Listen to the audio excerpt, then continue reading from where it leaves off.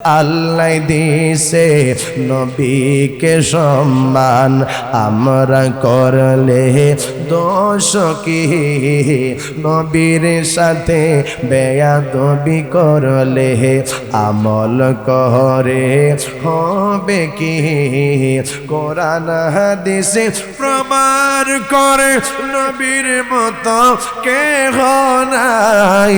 নবীর কণ্ঠ মোবারকের চাইতে কণ্ঠ যদি বেড়ে যায়, সব আমল বরবাদ হইবে বাবা, সব আমল বরবাদ হইবে।